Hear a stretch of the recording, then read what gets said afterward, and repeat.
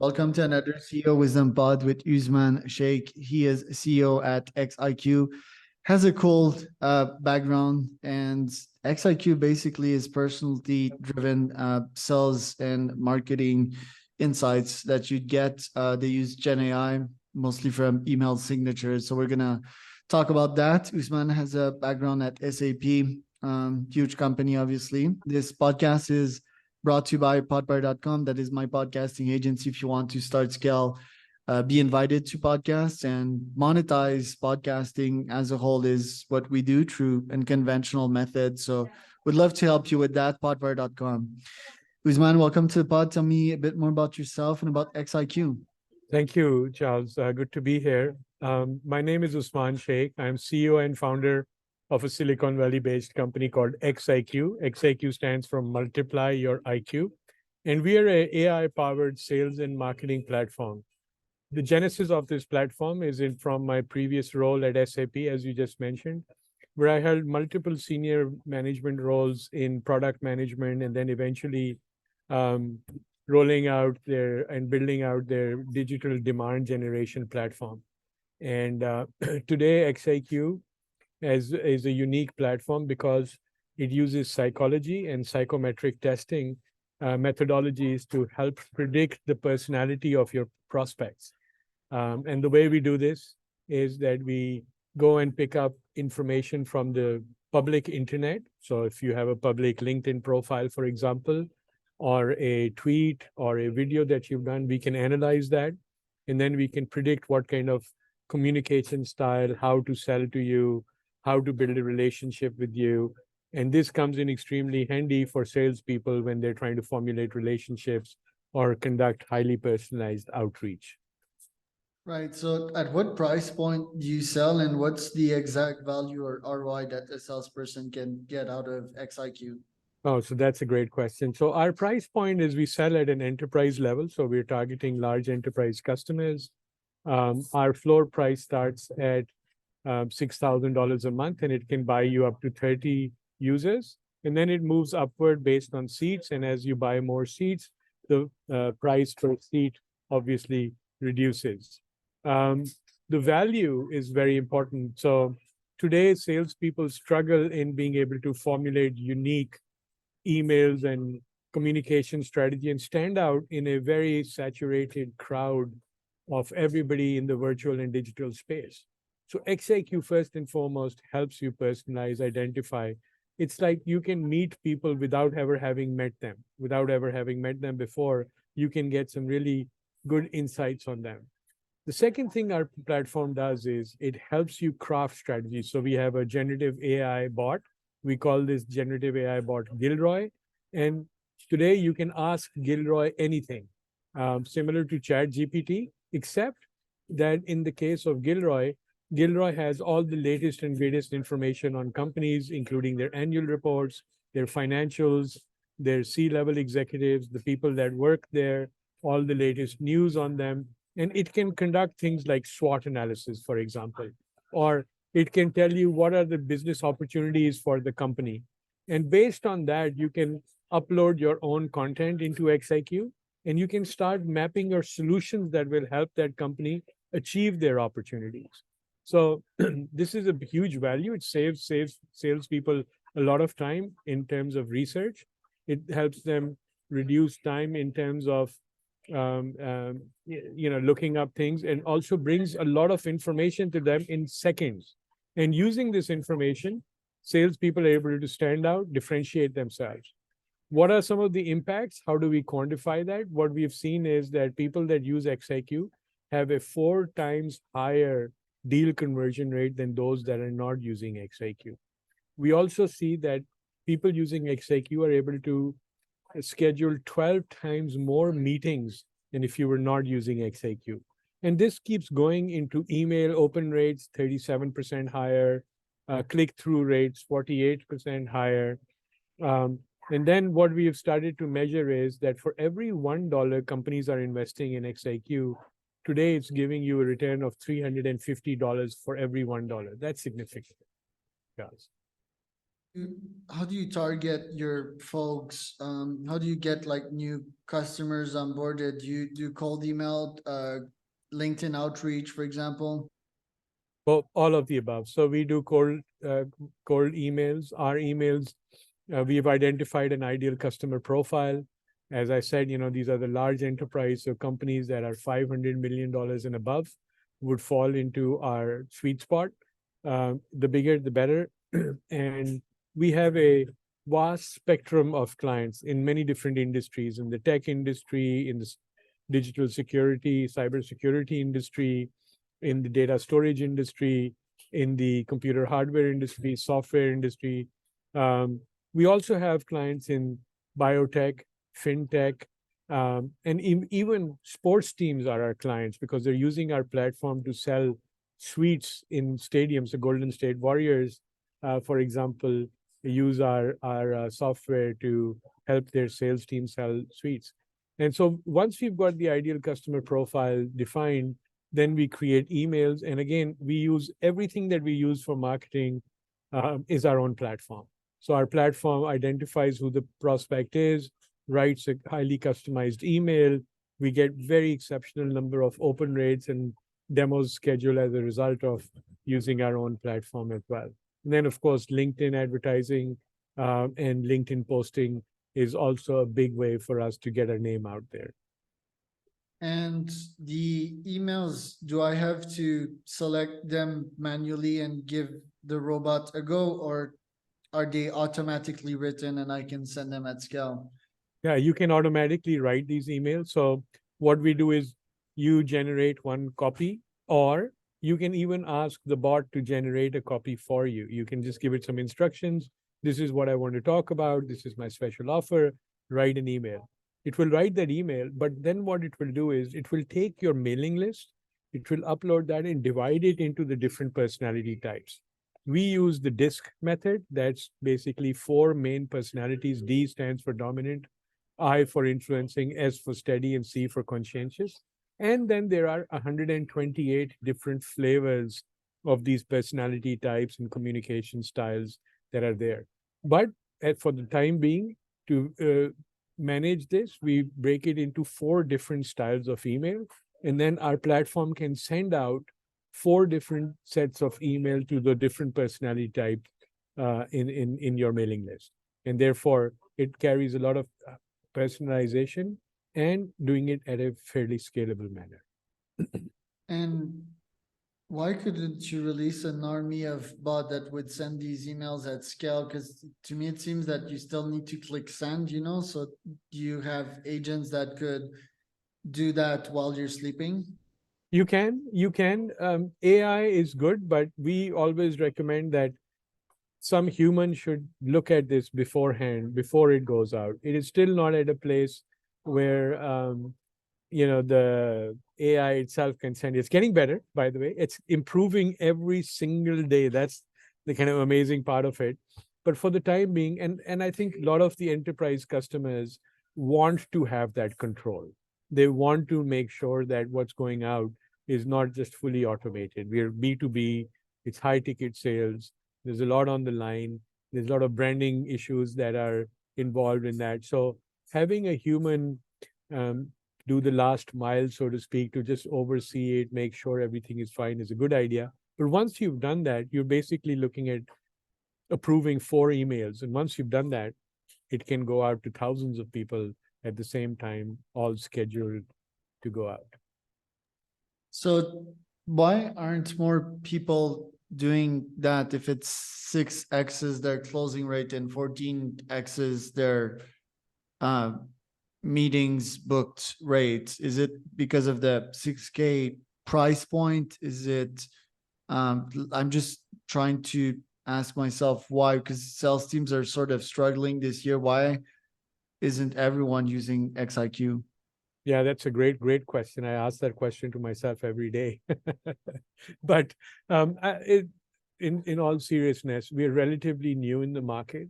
The concept of AI-based, research-based email writing is relatively new. AI has till ChatGPT came out, which was just about a year ago, was considered very suspiciously, it was very skeptically viewed by the audiences in the market. This year, we've seen a total shift even though we've been doing it for 5 years, this is the first year that we've seen a shift. And we've introduced a lot more generative AI. For example, the email writing capabilities is 3 to 4 months old now. The personality prediction is about 5 years old, and we have customers using it. So getting the word out is one topic, one reason why we're still relatively fresh in the market with this. And the second is that companies have invested a lot of money in these heterogeneous landscapes, IT landscapes. They have many different solutions. There's a lot of huge investment, and companies tend to shy away from moving to new technology because they've already got 12 pieces of technology that they have cobbled together into doing one thing. But, Charles, the difference is that the advantages, as you're saying, 4x more conversion rates, 12x more meetings scheduled, the benefits are so huge that companies are starting to realize that the power with which they can do business with this generative AI embedded in their sales and marketing processes is huge. So that realization is just starting to dawn. So I'd like to just share a quote with you and your audience. So McKinsey and Company just released their generative AI report. And in there, they predicted that in sales, there will be a $1.2 trillion in productivity enhancements per year, right? Because of generative AI. So large companies, they're relatively slow to move. Our product is focused towards large companies. They're just starting to realize. And the early adopters are pulling away from the rest of the pack because the gaps are huge, and it widens the gap really, really fast. What do you predict will happen the next 5 years in the B2B sales landscape with Gen AI? Yeah, excellent. So I think that the quality of selling is going to become much better, right? Because already we were working with a big software company just yesterday. So we had a call with their sales team, and they said, hey, we need a strategic opportunity assessment done. Our engine, within a few minutes, was able to generate a comprehensive list of who they were going to be having a meeting with, how to approach them, what their synergies were with different people, what are the topics to sell, which solution to position. All of this in a matter of minutes. So what that did is, instead of having a lot of guesswork in sales that is happening today, you've heard of the term consultative selling. I call you up, start asking you, are you doing this? Are you doing that? That will all disappear in the future. And the future salesperson will come in there more as a business partner. They will not come in there to sell. They will come in there to help them. So help them solve a problem. My platform is helping you solve a problem. So the role changes. The style of selling also changes. The type of person that's going to be selling will also change. This will become a person. Today, a good salesperson wears two hats. One hat is that of a data scientist. They're collecting a lot of data, analyzing that data, using that data, and the other is of sales. And in sales, they're managing the human relationships. They are managing the power centers of the buying committee, who's going to make the decisions, what are going to be and they're on the third hand looking at the competitive pressures that are coming. So with generative AI in the next 5 years, all these three areas will become much more efficient. And the seller will be a different type of a seller. This will not be a pushy salesperson that is just trying to have you buy and then I'm going to go away. It's going to be a business partner. It's going to be a thought partner that you're going to be actually engaging with. So what we will see, and we're already starting to see that with COVID, there were a lot of resignations in the sales area as well. And so a lot of the senior salespeople have left the market, and this next generation of sales makers is coming into play. And these are people that are very conversant, for example, on video. So doing these Zoom calls, they're very good at doing micro broadcasting, right? These are the tools. And they, what they're lacking is the experience and wisdom in being able to interpret who they're selling to. That's where our generative AI platform, for example, will come in and help them fill that gap. So it's going to be a very interesting dynamic in the next 5 years with generative AI and AI coming in to help sales. I don't think that in B2B selling, the role of the salesperson goes away, but the diagnosis of what are the opportunities for your clients, what are their pain points, and which solutions and how you sell those solutions, that's going to be definitely at a much more enhanced and better level. And how far are we away from me just releasing a swarm of agents that would sell for me like day and night and generate humongous sales extremely rapidly? Yeah, I think it's not that far away if you wanted to adopt that. I think it will happen more on transactional selling that way.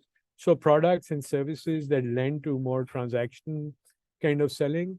And by the way, the first incarnation, we are already seeing that in e-commerce. And this is fairly big ticket items.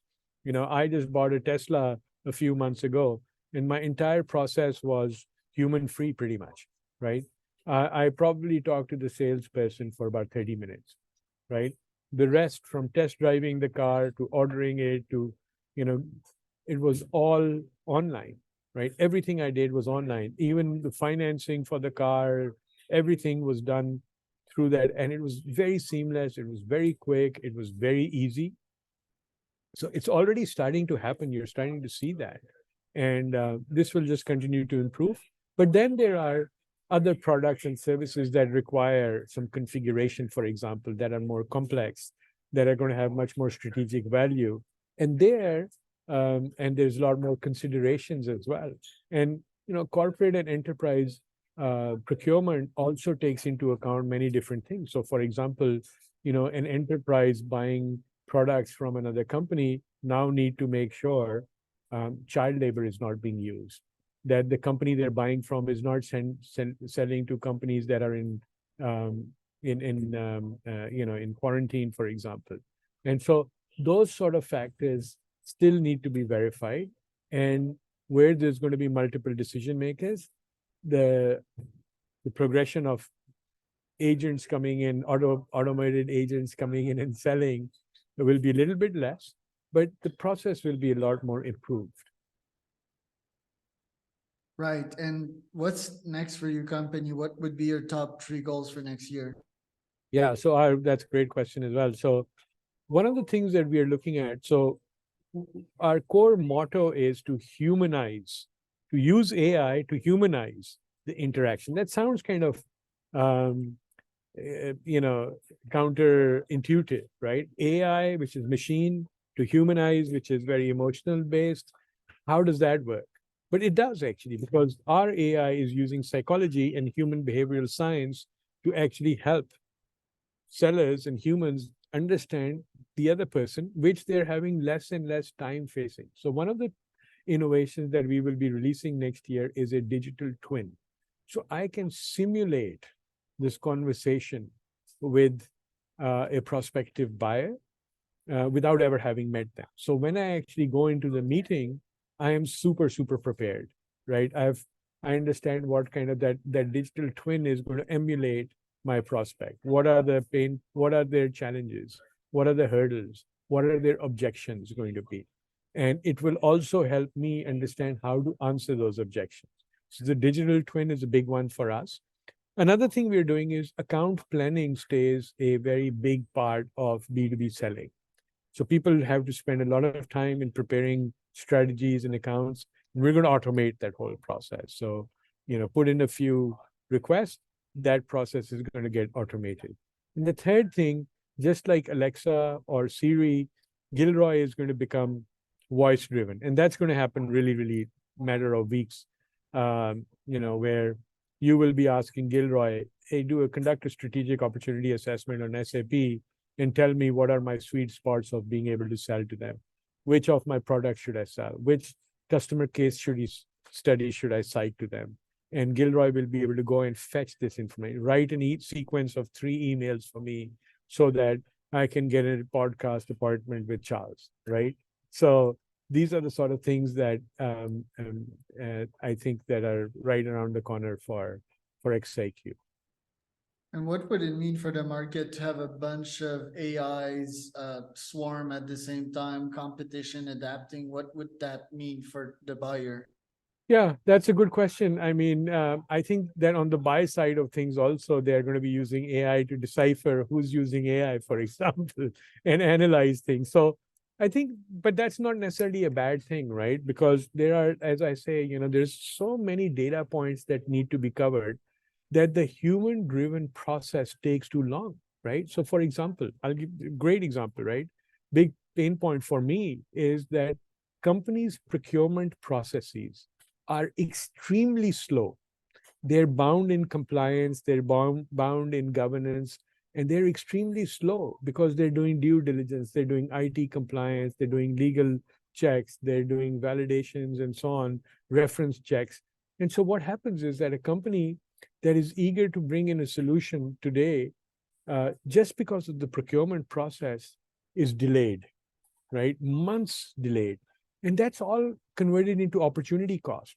So XIQ, for example, can be deployed in 45 minutes, right? So that means my sales team 45 minutes later can be highly empowered with AI-powered insights, behavioral insights, mechanisms, and I can start working towards improving my 4x and my 12x scheduling. I can also start towards improving my sales productivity that McKinsey cites as going up to 1.2 trillion. However, the delayed procurement process is pushing that out 6, 7, 8 months. And all that time that is lost in just simply being able to procure a solution, a SaaS solution, is costing the company. And it's not only costing the company from efficiency gains, the competitors who are able to move faster are pulling away because they're using these tools to do a better job in giving a great customer experience to their clients, for example, right? So the buyer side, if they bring in AI bots to analyze what a vendor is providing, it will just happen a lot faster. They will be able to come back, raise their objections, identify areas of threats, feed it back to the vendor can respond. And this will mean that companies are able to select better vendors, better solutions at a much faster rate.